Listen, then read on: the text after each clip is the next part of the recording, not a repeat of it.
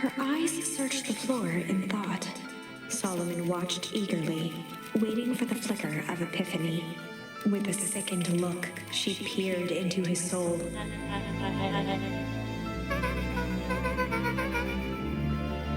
Solomon clapped with genuine delight.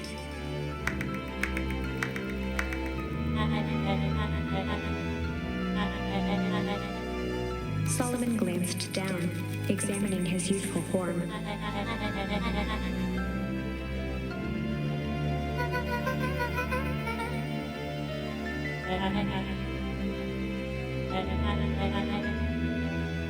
Kerr presented it with a theatrical twirl of the hand.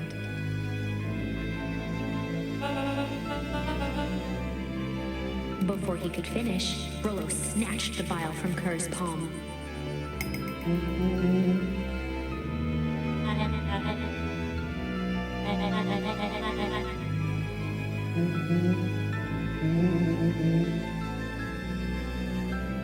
Rolo casually tossed the vial to Luka.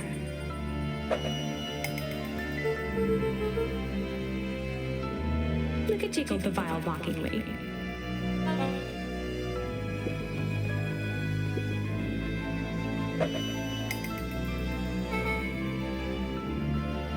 She held it tightly behind her back. Solomon sighed, speaking in crisp, measured syllables.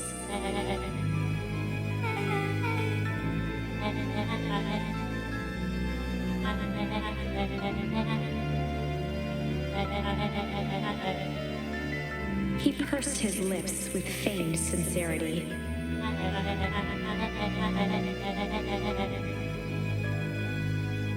A deep uncertainty washed over Beck.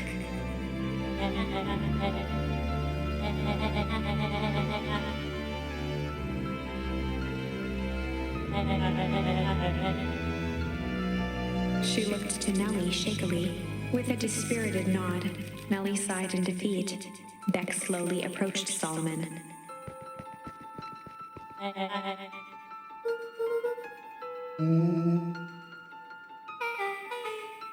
With apprehension, Beck conceded. Solomon pocketed the vial and brushed off his shoulder with a sharp flick.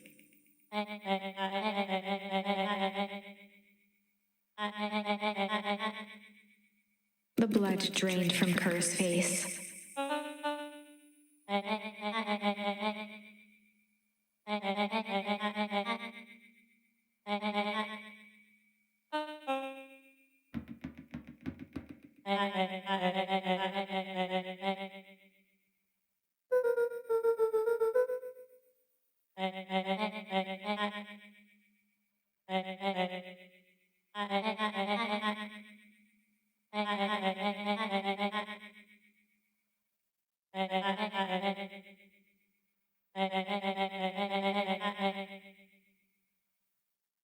Solomon shook his head with gratification.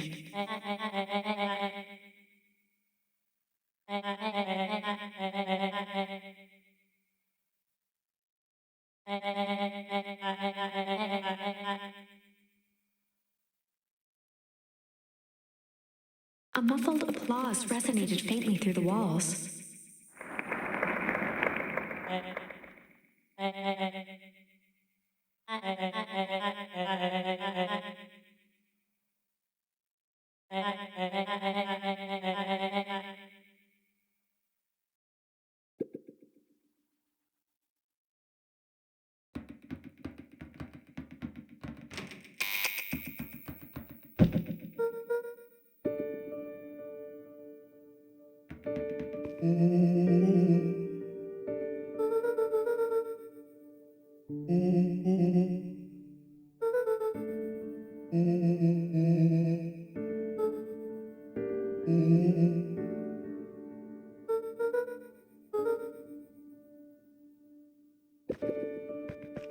Nellie was staring at the floor, deep in thought.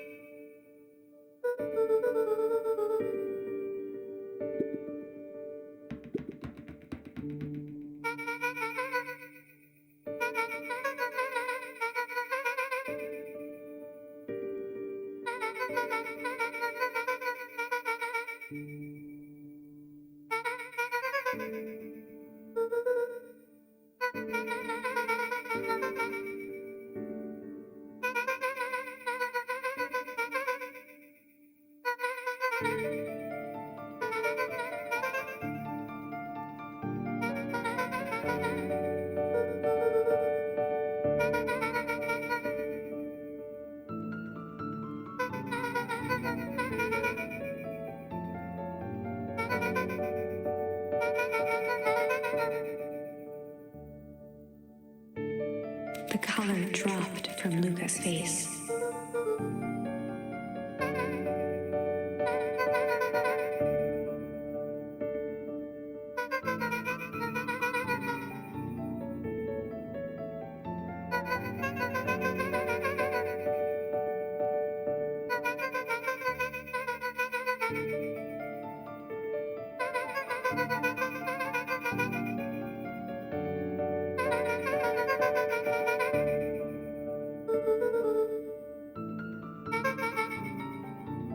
Luka was overwhelmed with emotion.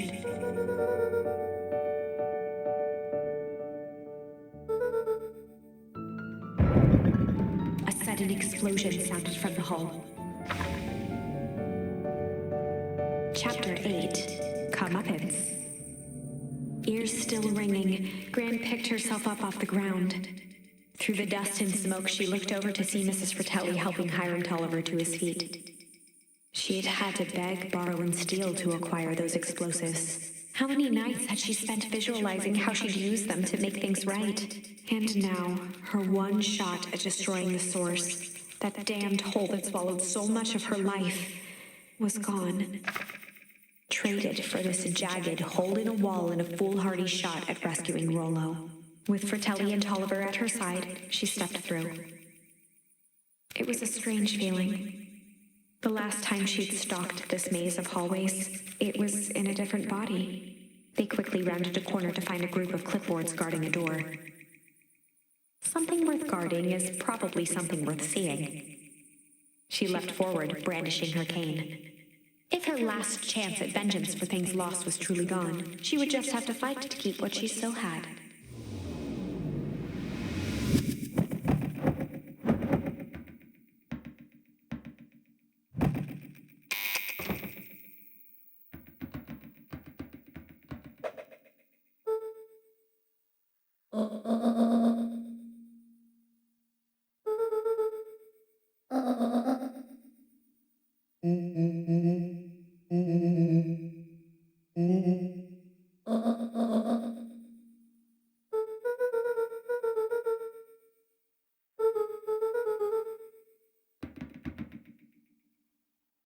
They made their way out from deep within Perennial Harvest, just as Solomon finished up his speech.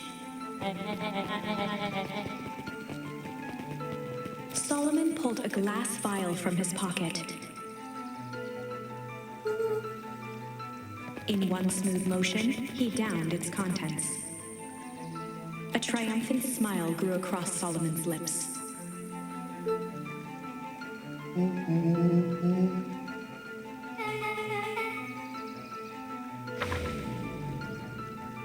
With a mischievous look, Beck elbowed Luka. Remember when I had the vial behind my back?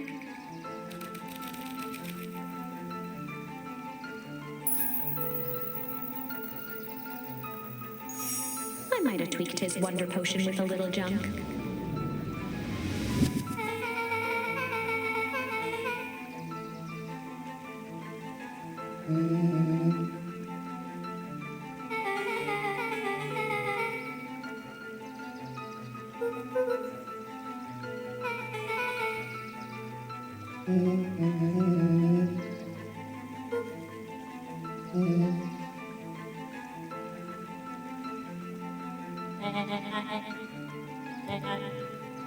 His body and face began to contort and expand as he disappeared into a belching green mist.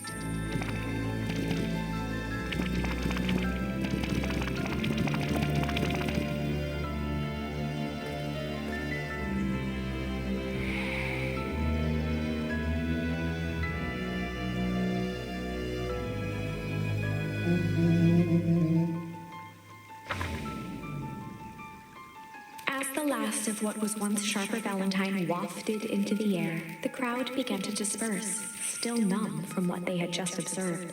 Sharper Valentine was gone for good. His end would be a new beginning for Beacon Pines. A new chance to let go of the things they had lost and grab hold of a new future. The end. Well, I'd be lying if I said that wasn't a bit gratifying. If that feels to you like a good note to end on, I won't stand in your way.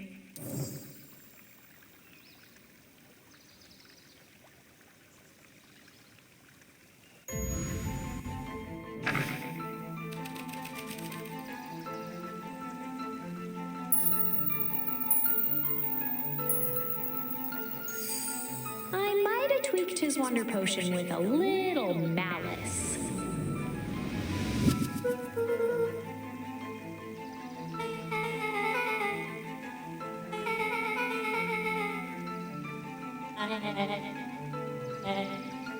His body and face began to contort and expand as he disappeared into a belching green mist.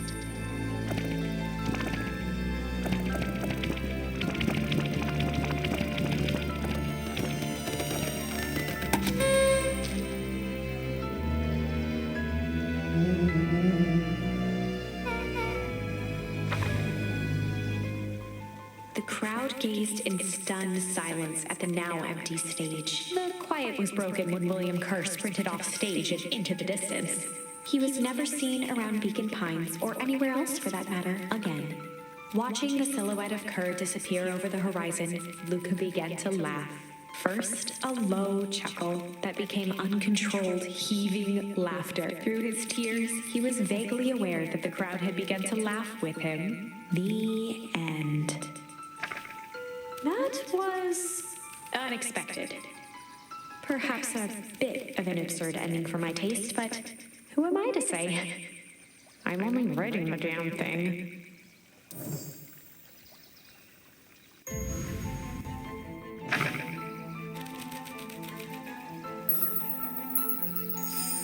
I might have tweaked his wonder potion with a little change.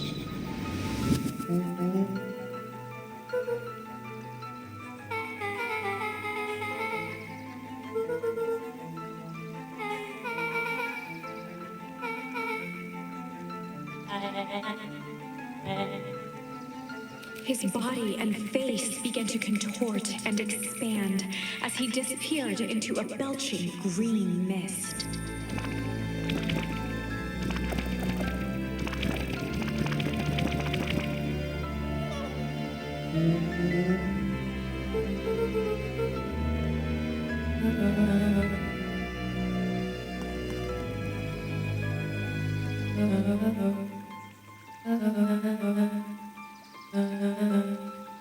Eris awkwardly cradled the squirming child. She looked to her brother, her voice shaking with uncertainty.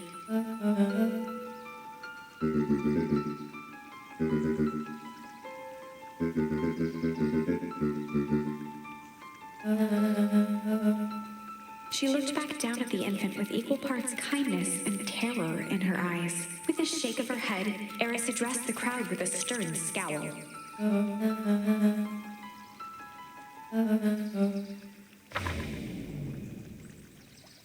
Epilogue. Beacon Pine's coldest summer on record came and went without much fanfare. Folks shared what they had, and none were left wanting. The new school year was ushered in by the falling leaves of autumn. After everything Luka, Rolo, and Beck had been through, middle school was bearable. The chill of winter didn't seem to bother people much. They kindled a hope for a better future in their hearts. When spring arrived, farmers planted their crops with a sense of joy and optimism. And as the dawn of the first day of summer came again, its light slowly spread through the shallow valley.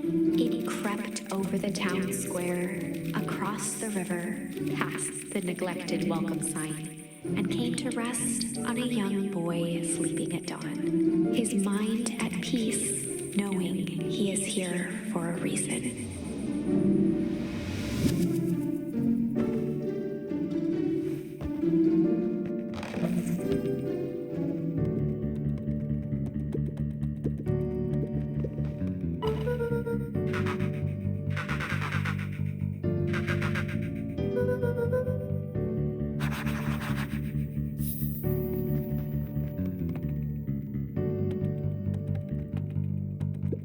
Over time, Eleanor began moving Walt's old things out of the closet and into storage. Eleanor had moved back into her bedroom, and now that she wasn't sneaking out late, she even slept there most nights.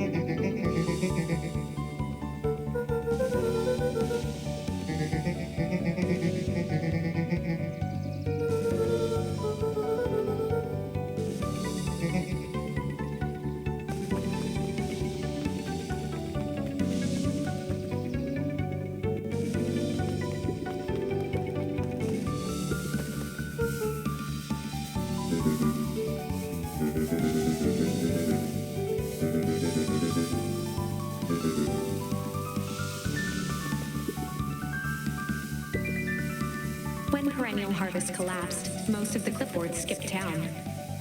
But some stuck around and dedicated themselves to making things right.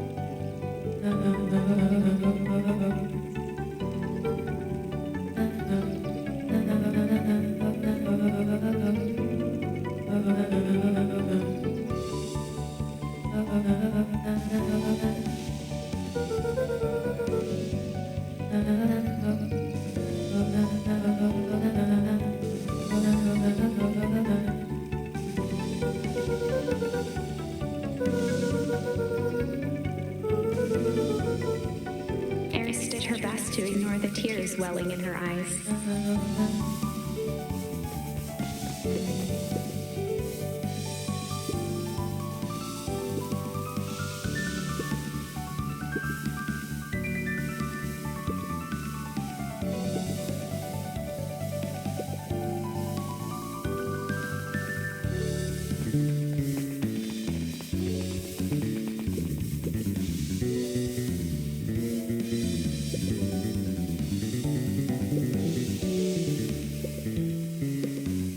Closing her eyes, Miss Hatch took a deep, relaxing breath.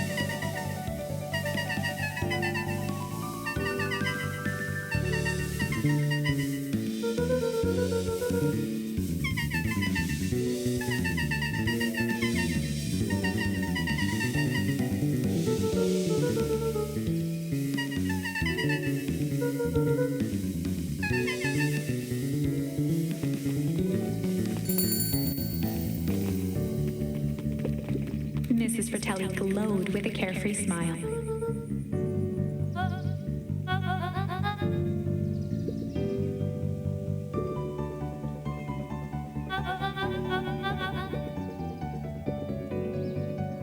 Mrs. Fratelli sighed with a zen-like.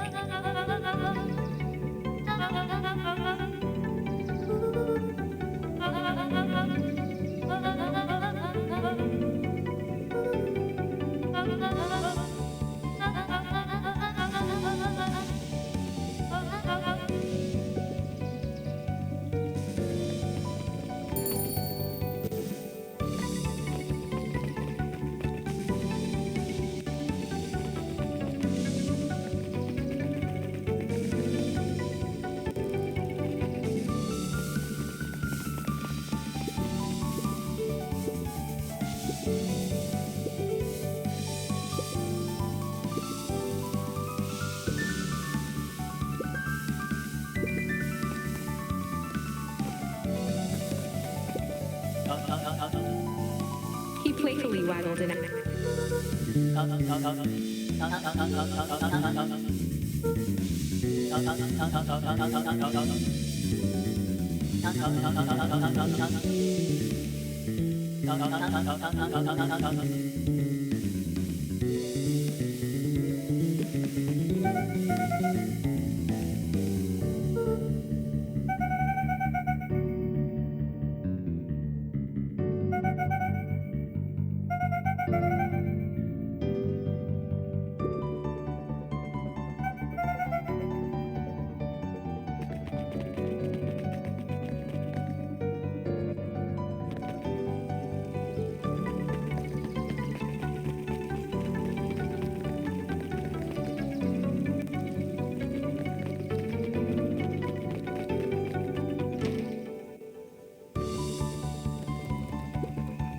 Over the school year, Kato and Bert had become close friends.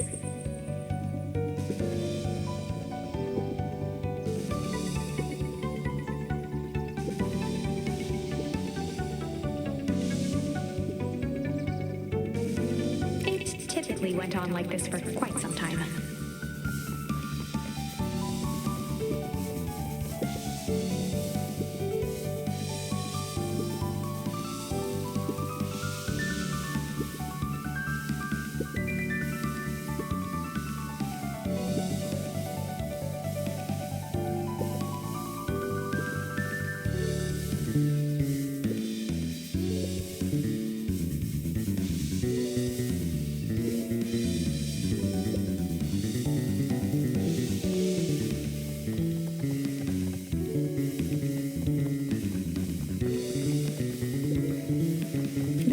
Over Piper's shoulder, laid stealthily inside a large volume of mathematics, was the first issue of Hank Atomic.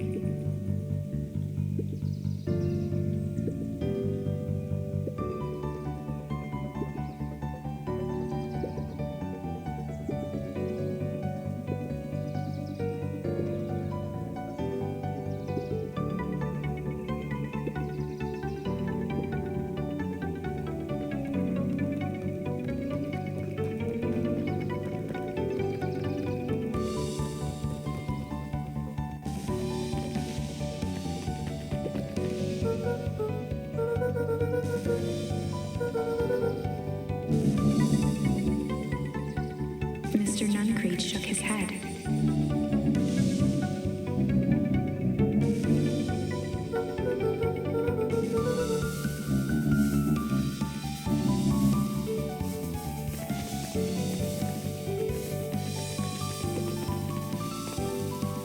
With perennial harvest gone, the transportation tubes were left unused.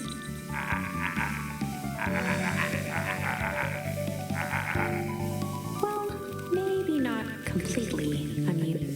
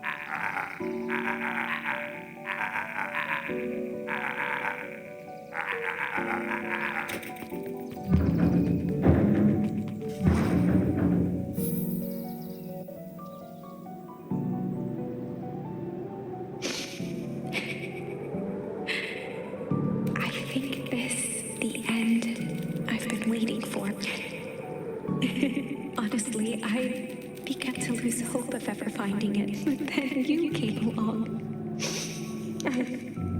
I don't know exactly how to thank you. It's hard to explain how much this means to me. It's funny, now that our time together is finally ended. I'm at a loss for words. Let's just watch the end together.